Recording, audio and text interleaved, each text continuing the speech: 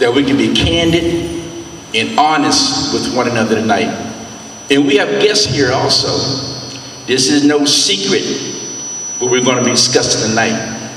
Matter of fact, it's a tragedy. Let me read just some of the stats that we're dealing with in regards to urban violence, murder, killings, and shooting. Just right here in this little small community. And I'd like to thank Assistant Chief Marita Bryan for providing us with these stats. But right here in Homewood, in East End, within Zone 5, since June 2013, there have been 32 shooting victims reported, 8 which was homicides. Out of 32 shootings, 8 was homicides.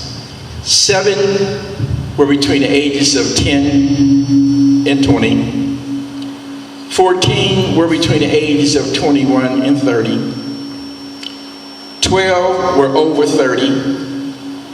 1 was a male, 92 years of age. Out of the 32 victims, and I'm going to say 32 human beings, 32 people that was breathing the same way we're breathing here today, 5 were females. At what point did we start shooting women in our community? This is like unheard of in our culture, and one of them was fatally killed. 2 were white males, 1 fatally.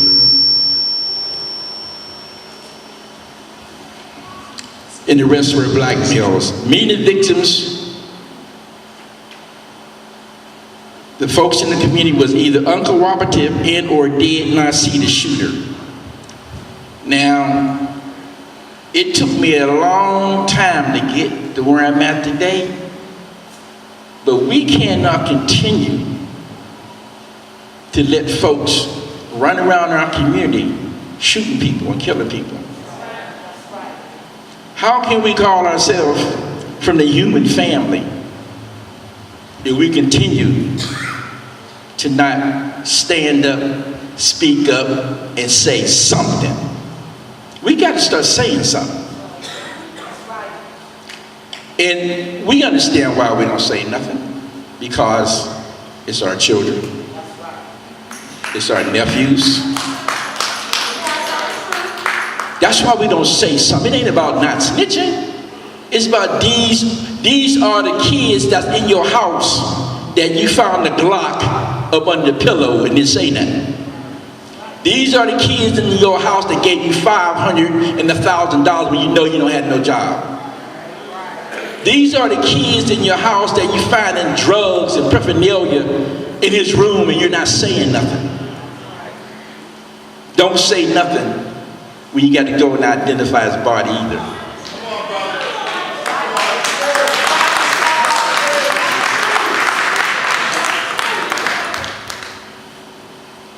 Or when he ended up doing life in the penitentiary. I've been to over 200 funerals. That's when I stopped counting. And I just lost 2 young men that came up in this organization within the last 2 weeks. So it's personal to me. It should be personal to all of us. But you know, some of us is into looking at TV and we look at the news and we see the violence and homicide and the carnage and we turn away, turn the channel, and that's the end of it until it happened to you. And then all of a sudden, you want a response from everyone. A violence against one is a violence against all. It's impacting all of us, just like the little young babies that you saw sitting up here. I was talking to a woman that worked at the YMCA, and she told me how the little kids that's in daycare is scared because they're hearing shots fired near the daycare. Matter of fact, one of the young ladies that take her child to the daycare got shot and her child got shot too. This is unheard of If this had happened to anybody else in the world, it would be a state of panic and emergency. And that's why we're saying this is an emergency meeting we're having today. So this is a state of emergency. Our women, children, youth are dying in the streets. You hear what I'm saying? Because some of us, you know your kids didn't die before you. You can't say that now. As you know, when a state of emergency has been called for, you know, for floods and hurricanes or other events when lives are in jeopardy, the issue asks for relief. And the government leveraged resources to address the emergency, right? You hear about it. I'm saying that the violence that is occurring in Homewood puts our community in a state of emergency. Like any other natural disaster, any other flood or hurricane, or anything that's taking lives, it's the same thing. So why is it that in a state of natural emergencies, that all of the government leverage all its resources to bring relief to the damage? How is it that we in third world countries and abroad, rebuilding up countries, rebuilding up infrastructures, dealing with medicine, education, but yet right here in America, right here in the black community, it seems that some of us is mute. All of a sudden, we don't see that the lives that are lost to what have become known as intercity urban violence. When do we go to sleep? I mean, I can understand some folks, but when do we go to sleep?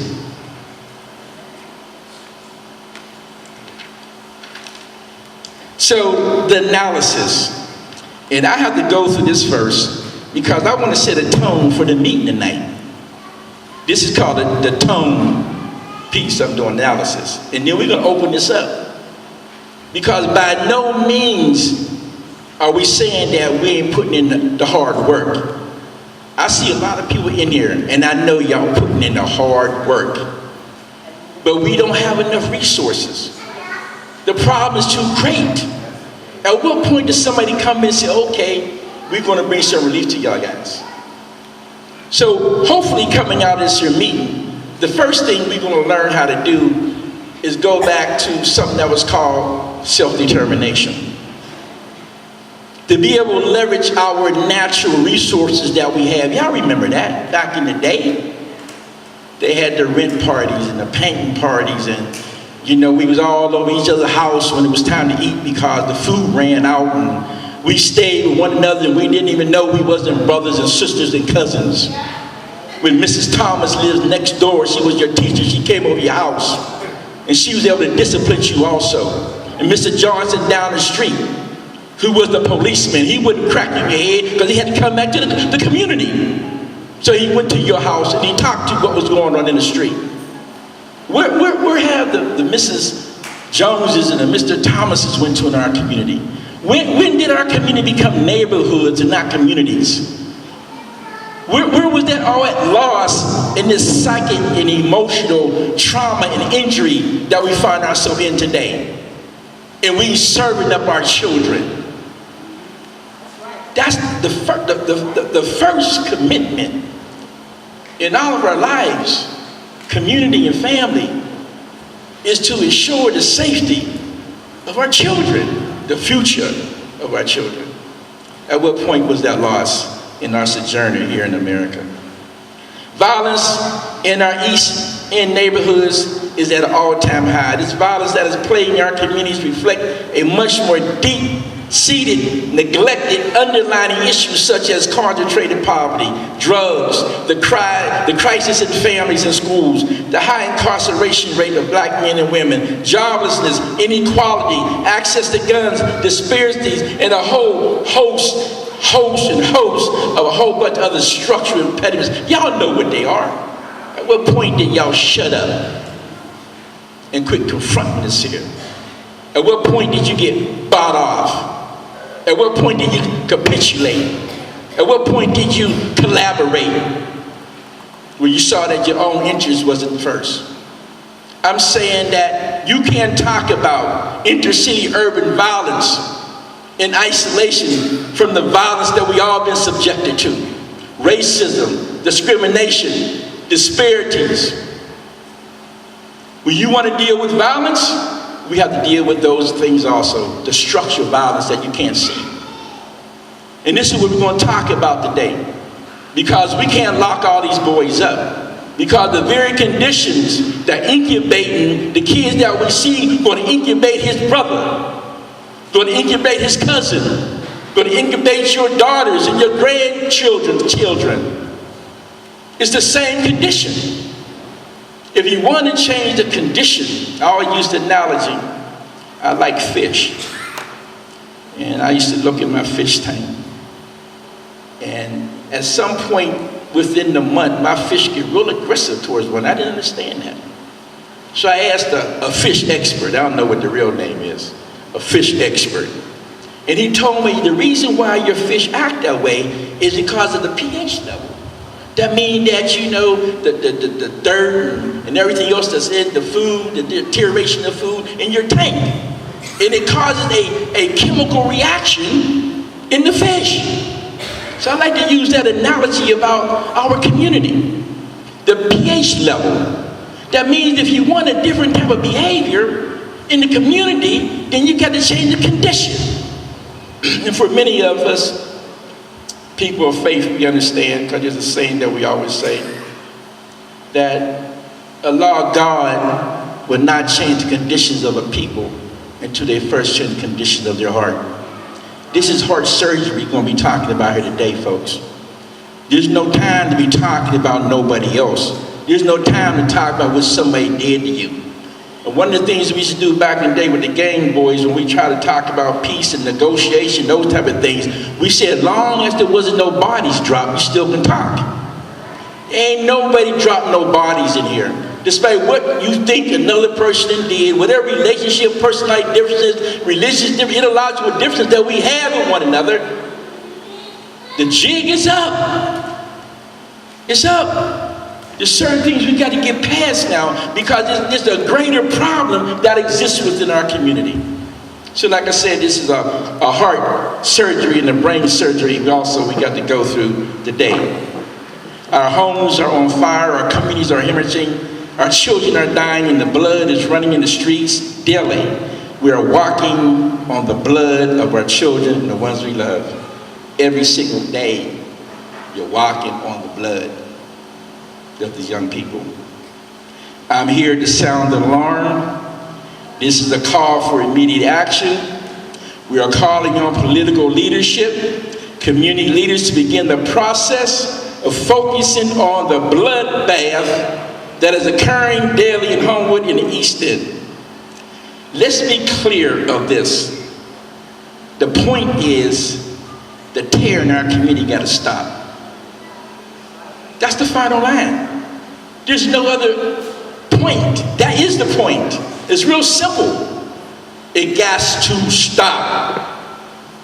So we're here today to talk about what we all need to do to commit to stopping it. There was a young lady that Facebooked me last night, and I'm just learning how to do that. So I get real excited when I'm on Facebook talking to people. And she said, Brother Rashad, I respect the work that you have done over the years, but you know, I'm tired of coming to meetings. And I sit back to her, I said, you know what, I agree with you. Because there is a lot of fly-by meetings and prefab tables that just undermining legitimate efforts and strategies that we're trying to put together. That don't mean that we can't work in our own little autonomy group. But what that do mean at some point when there's a bigger problem that impact all of us, we have to come together. We got to get past our differences. And I'm saying today is the time that we have to recommit to come back together as a family and be there for one another, be there for our community, and be there for our children, be there for the women, and be there for the elders in our community. Superman is not coming to rescue us. Superman's not coming, folks. Curbing the violence in our community is going to be up to us. There's no help coming. Who don't see that yet? Who don't see that yet? There's no help coming. We're the help.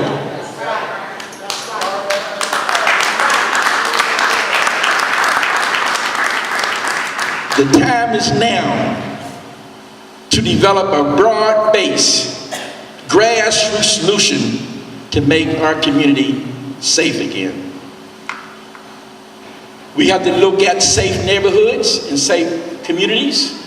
We have to begin to knock on our neighbor's door again and meet our neighbors. We have to embrace the community. And also, we have to embrace the police too. Yeah, I didn't think I would be saying that today either.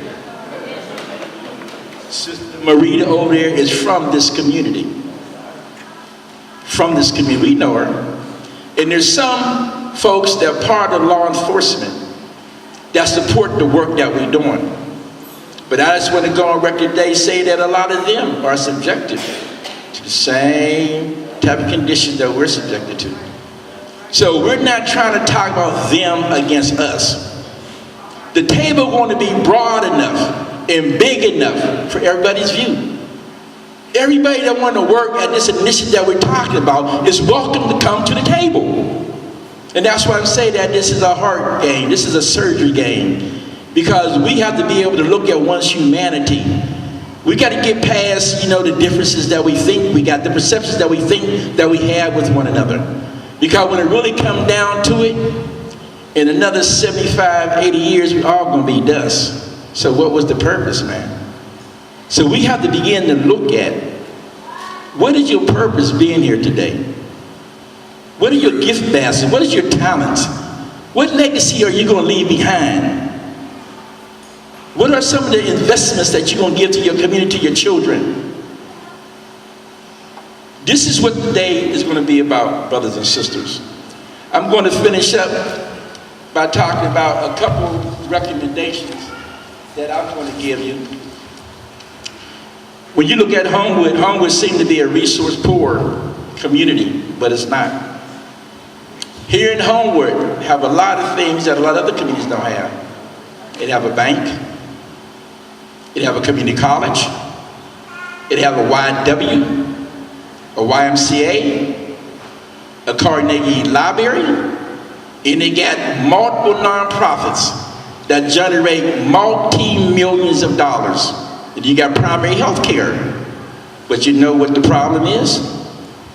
We don't talk to one another. So I'm glad to say that I have reached out to all those folks I just mentioned, and all of them is receptive to coming to the table and leverage the natural resources and the resources that they have from the network that they connected to. So that's a start, I think, in terms of the conversation that we're talking about. And you got businesses in our community that need to invest back in our community. We talk about, a lot of young people. And there's another conversation going on the street right now, too, beside this conversation. Because there's some folks that's not in this meeting. And the folks that's not in this here meeting is saying what we all know. We need recreation. We need resources. We need jobs. We need training. And you know how I know they're right? Because right down the street, there's a $133 million job in East Liberty, right in the smack of Larmer Avenue. And ain't none of us there, and none of us on that job. We talked about a public works initiative here in Homewood. You see the vacant lots and abandoned buildings. You got more vacant lots and abandoned buildings than anywhere else in the city. They have all type of programs throughout the country called Clean and Seal, where they hire young men in the communities to seal and clean those buildings. Now, why is it that we can find money for everything else? Because I'm not going for that no more. That ain't no money. I'm not going for that. I see money all over the place. It just the money ain't coming here. It ain't coming to our hands. And I'm not going to put nobody on the spot today, but I had another email that I was going back and forth with a brother that's here today. I won't mention no names. And he said, Rashad, I thought we was going to talk about solutions. You're talking about money. I said, well, you can't talk about solutions if you ain't talking about money.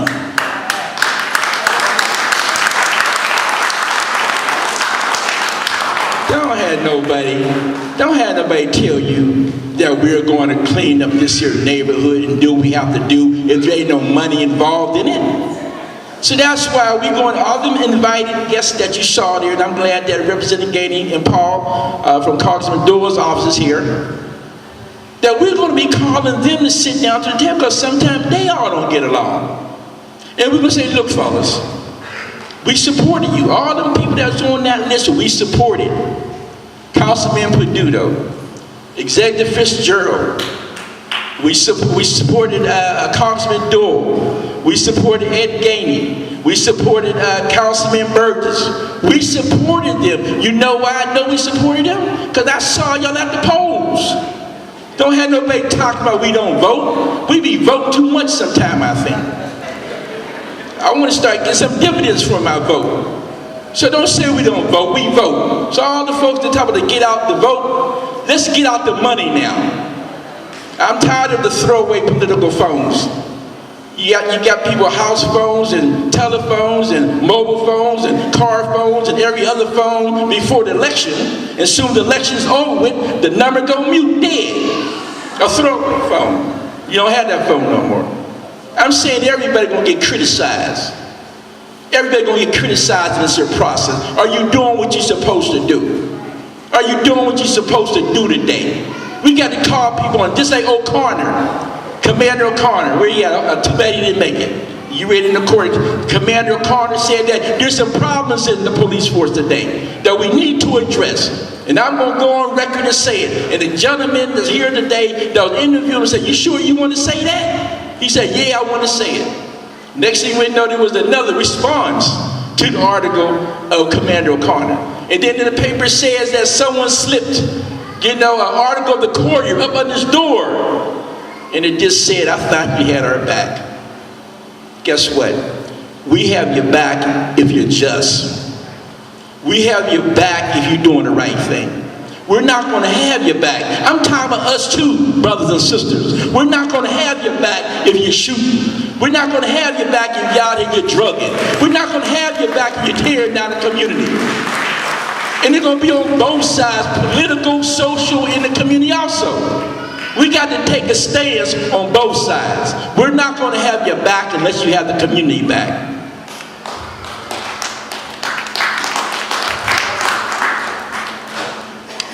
I'm trying to hurry up and go through this here because I was like praying on this here. I was saying, is anybody going to say something about these homicides? Is anybody going to say anything about these killings? I mean, because Lord knows, anybody that know my history know that we have a meeting for every damn thing, don't we, over the last 20 years. And it didn't have anything to do with black folks. But I say, is anybody going to say anything? And I didn't hear anything. So I would give my chance to say what I need to say. We're going to be finished with this here. One of the things that I thought we might can do, and we can have some forms in the back, brothers and sisters, because this is going to be a direct action campaign we're talking about. You're going to do some work when you leave here. I don't want to see nobody, come back to the next meeting and you don't sign up on that list and say you're going to resolve some things. One of the things we're trying to do is have, community-wide health fairs in this community, health and wellness fairs in this community. We want to have some job fairs in this community. We want to have some things that deal with youth services in this community. We want to bring all the stakeholders together to develop a matrix. If y'all saw the television, saw the piece last night about the grandmother lost her grandson, she said she called everybody. Did y'all see that on TV? She said she called everybody. She was crying. She said, no one will help me. Y'all saw it on there? She said, I tried, and this right now, this women right here now that lost children to violence, which is another issue, cold cases. At what point do we complete the investigation of our children being killed? Having murders walking around every day, they murder 2 or 3 people out in the street. Do you know how easy it is to murder somebody once you murder somebody once? You become numb. You don't feel it no more. You're not human no more. You can't be human no more killing people. So all those cold cases, them cases not being investigated, because you see the ones that certain cases get investigated, certain crimes are committed, they catch that person the next day. You saw him down in the pit, that one couple of football players, somebody busted them up. And I'm not saying that is right or wrong. I'm just saying, why is it sometimes in certain cases you investigate it, they get busted the next day, when we get cases that, been 5-10 years that we don't even know who the hell did it. And please don't say that we don't cooperate. Everybody know who the hell was killing people out in these communities. The police know it too. So we all got to cooperate with one another. We might need to start putting wanted posters out on people. I don't know. I'm not saying we should. Put their name on a picture. Put them on a pole, man. So one of the things we got to do in terms of, this is for the brothers. I call it a hour of power where black men come together, brothers of faith come together and hit the street, man. We don't do it once a month, brothers. Once a month. I got some forums back there for the brothers. We used to do that, man. Once a month, man. 20 brothers just standing there on the set talking to brothers, man. Do you know what that'll do? There's a church on every corner. Who's all a minister up in there? Hold your hand up. Ministers in the house. We got two. Now check this out.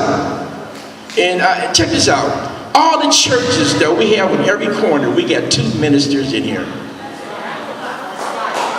Every church on every corner, we got 2 ministers in here today. You do the math on that. Can you imagine every church open their door tomorrow and adopt a block, get out there and do outreach to those kids that live around the church where we can solve in this community? Go back to the church that you go to and tell your minister to open up the door and go and do some outreach. Open up the church on Saturday. Open up the church during the week. Open up the school gyms. Have some night basketball. Get these guys off the street, man. They don't have nothing to do but roam the street and carry guns. You don't need to be no rocket scientist to figure this out. Businessmen, when are we going to hire these kids? Internship, apprenticeship, employment. Like someone's going to say, how the hell can we hire kids and we don't got no business? Which is another issue. We have to also develop, businesses in a business corridor back again in Homewood. Why is it that the Hill got a corridor? Why the hell East Liberty is thriving, Bloomfield, Southside, and all over the city? But when you look in Homewood, and then you wonder why people is depressed. There's nothing for them to do. So when are y'all going to call Ed Gainey's office up, call, the Councilman Burgess' office up, and call Mr. Fitzgerald's office up, and call Mr. Doyle's office up, and call all their office up and say, we need some help in Homewood. When you going to do that? So real help.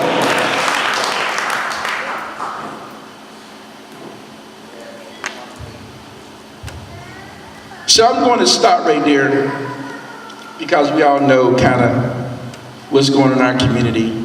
And I want basically for our invited guests, and by no means I respect all 3 of these people, but this ain't just about respect right now.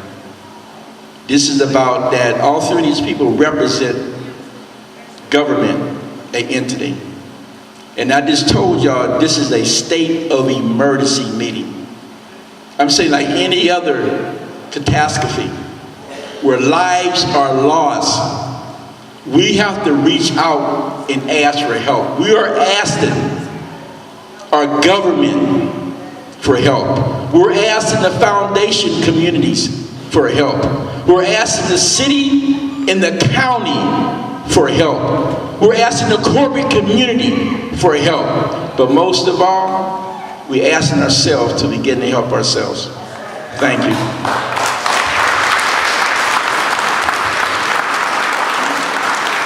We're going to have, this is going to be a speak out. There's a mic right up. You can get up in front of the mic, and we want to hear your suggestions, any statements and recommendations that you have.